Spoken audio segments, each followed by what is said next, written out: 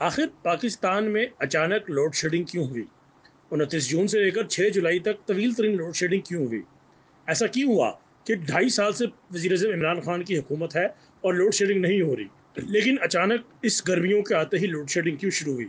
6 जुलाई के बाद अगरचे गवर्नमेंट ने लोड शेडिंग पर काबू पा लिया है, लेकिन आइए वो हकायक जानने की कोशिश करते हैं कि आखिर लोड शेडिंग क्यों हुई। फर्नेस तेल जिससे पाकिस्तान बिजली बना रहा था, दुनिया की सबसे महंगी बिजली जिसको थर्मल बिजली भी कहते हैं, यूं समझे कि जनरेटर चलाया जाता है। ये वो बिजली होती है जिसका खर्चा अमेरिका और इंडिया जैसे बड़े इक़्तिसादी मुल्क भी बर्दाश्त नहीं कर सकते।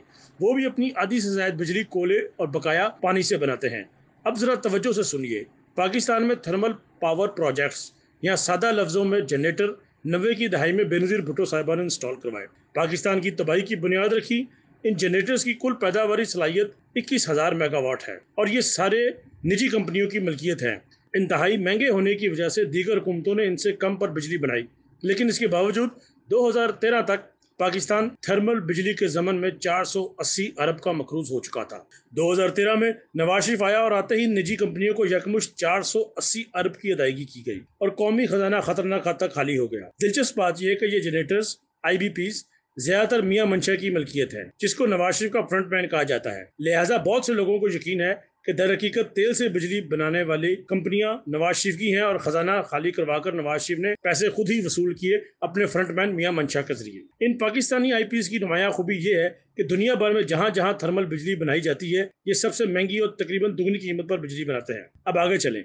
जो 480 अरब रुपए नवाज शरीफ ने IBPs को अदा किए, इनमें कोई भी बड़ा डैम बनाया जा सकता था जो पाकिस्तान को हमेशा के लिए मोहताजी से निजात दिलाता और सबसे बढ़कर पानी की जरूरत पूरी करता। 480 अरब की अदायगी के बाद इनका कर्जा सिफर हो गया, लेकिन इसके बाद नवाज शरीफ ने अपने 5 सालों में पिछली हुकूमतों के बिजली के लिए शुरू करवाए गए तमाम मंसूबे एक एक करके नाकाम बना दिए। नंदीपुर पावर प्रोजेक्ट हो या थर कोल पावर प्रोजेक्ट नाकाम, कायदे आजम सोलर पावर प्रोजेक्ट नाकाम, नीलम झेलम पर काम सुस्त करवा दिया, तकरीबन रुक गया। जिस दौरान इंडिया ने किशन गंगा डैम बनाकर नीलम झेलम पर कारी जरब लगाई, इस पर की गई तमाम मेहनत और बेपनाह सरमायाकारी जाया हो गई। नवाज शरीफ ने नीलम झेलम डैम पर खड़े होकर कहा था कि हम भारत से बिजली खरीदेंगे, जबकि तरबेला, मंगला और दीगर डैमों की सफाई का अमल रोक दिया गया, जिसकी वजह से इनकी पैदावारी सलाहियत कम होती चली गई। जब बिजली के मुतबादल मंसूबे ना रहे तो पाकिस्तान ने थर्मल बिजली बनानी शुरू कर दी।